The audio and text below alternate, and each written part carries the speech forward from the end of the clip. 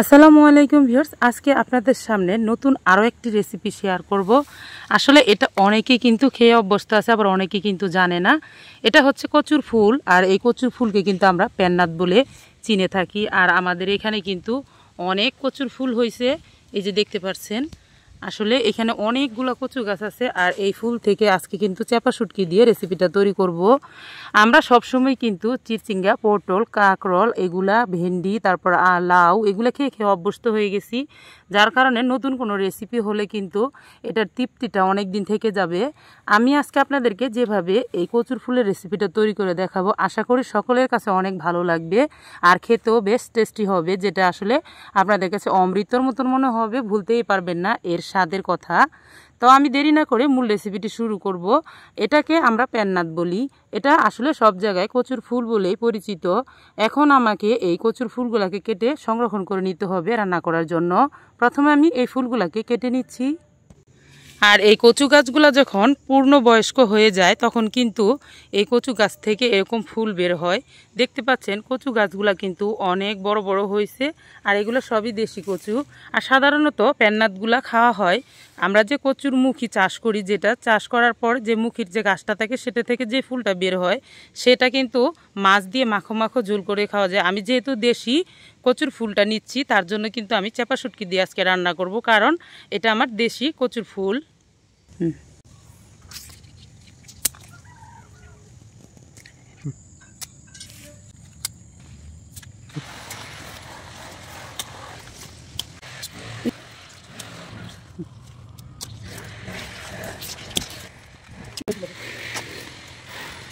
এই তো প্রিয় দর্শক, এখানে কিন্তু আমি অনেকগুলা কচুর ফুল উঠাই নিছি, আর এগুলা এখন আমি রেডি করে নেব। চলুন।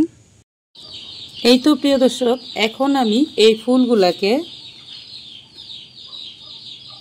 এভাবে ছাড়াই নেব। আর এটার ভিতরে এই অংশটাকে কিন্তু ফেলে দিতে হবে, এটা কিন্তু নেওয়া যাবে না। আর এই পুরো ফুলটাকে কিন্তু এখন নেব। আগে সবগুলাকে এভাবে ছাড়াই নিচ্ছি।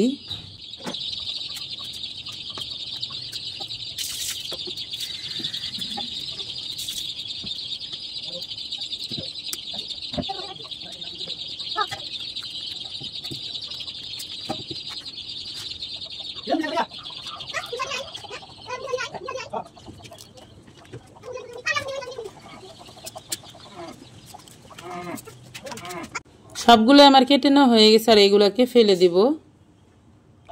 এখন এই ফুলগুলাকে আমি ছোট ছোট করে কেটে নেব, ঠিক এভাবে।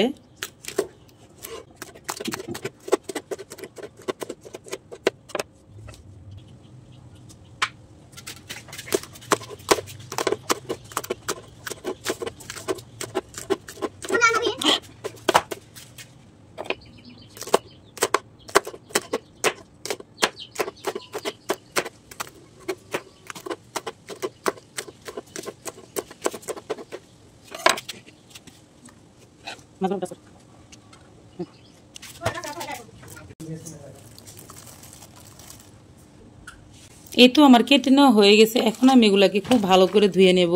তবে আমি কিন্তু হাত দিয়ে ধরবো না, কারণ হাত দিয়ে ধরলে এগুলো দেশি কচুর ফুল, তার জন্য কিন্তু চুলকাতে পারে। এর জন্য আমি এভাবে ধুয়ে নেব।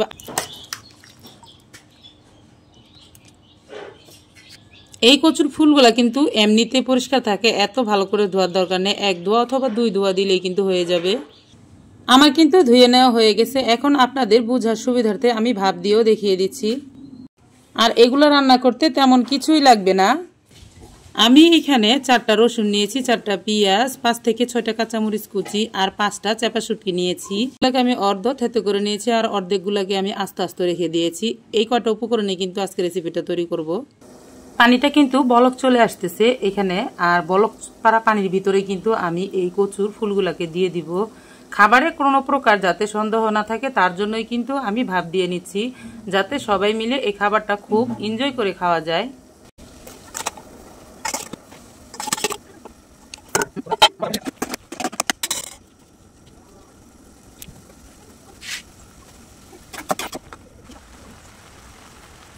আর এই ফুলগুলা থেকে কিন্তু অনেক মিষ্টি সুঘ্রাণ বের হচ্ছে। আসলে এত সুন্দর ঘ্রাণ, আপনারা যখন ট্রাই করবেন তখন কিন্তু বুঝতে পারবেন এটার গ্রানে কিন্তু আরও বেশি খেতে ইচ্ছে করতেছে।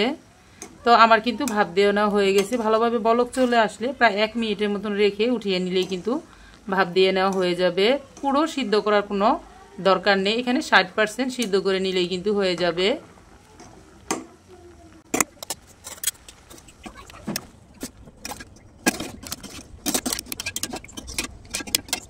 প্রথমে এখানে 2 টেবিল চামচ পরিমাণ সয়াবিন তেল দিয়ে নিচ্ছি।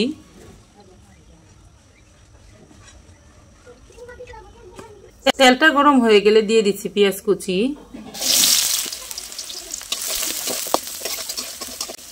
সাথে দিয়ে দিচ্ছি আস্তা রসুন, মানে কোয়াগুলা আস্তা, আর অর্ধেকগুলো থেতো করা আছে সেগুলো আমি পরে দিয়ে দিব। এখন দিয়ে দিচ্ছি 4-5টা কাঁচামরিচ কুচি, ভালো করে ভেজে নিচ্ছি।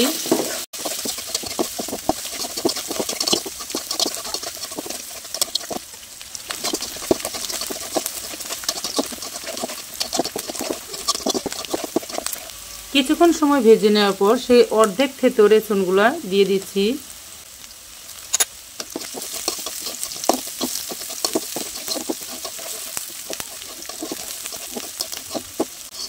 বেশ কিছুক্ষণ ভেজে নেওয়ার পর যখন এরকম কালার হয়ে যাবে তখন এখানে দিয়ে দিচ্ছি আমি হলুদের গুঁড়া, 1/2 চা চামচেরও কম।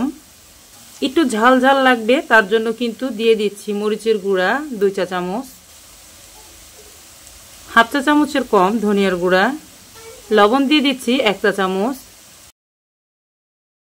এখন মশলাগুলোকে তেলের উপরে একটু ভাজবো, ভেজে অল্প একটু পানি দিয়ে কষিয়ে নেব।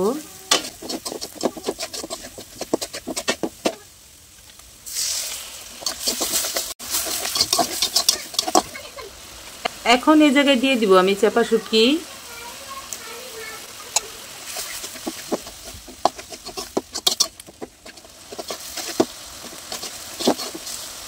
তার সাথে এখন দিয়ে দিব কচুর ফুল। অনবরত নাড়াচাড়া করে একদম শুকনা শুকনা করে নেব।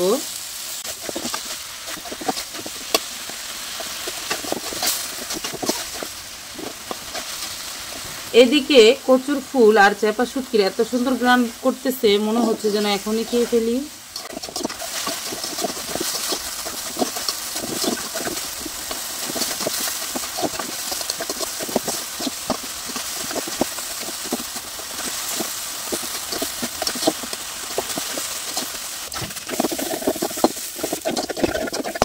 যখন ভাজতে ভাজতে একদম এরকম ঝুরা মাংসের মতন হয়ে যাবে, মানে কড়াইতে আর লেগে যাচ্ছে না, এরকম তেল ছেড়ে দিবে, একদম কড়াইতে লেগে যাবে না। এটা কিন্তু দেখুন একবারে ঝুরা মাংসের মতন হয়েছে।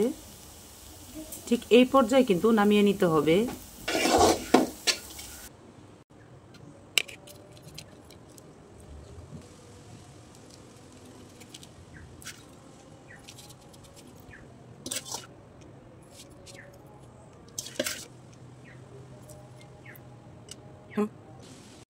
তো প্রিয় দর্শক, আজকের এই রেসিপিটা কেমন লাগলো অবশ্যই ভালো লাগবে। যদি ভালো লাগে তাহলে ট্রাই করে দেখবেন, বেশি ভালো লাগে তাহলে চ্যানেলটিতে একটি লাইক দিয়ে দিতে পারেন। তবে আজ এই পর্যন্তই, আরো একদিন চলে আসবো নতুন কোনো রেসিপি নিয়ে ইনশাআল্লাহ। ততক্ষণ পর্যন্ত সকলে ভালো থাকবেন। সকলকে জানাই অসংখ্য ধন্যবাদ। আল্লাহ হাফেজ।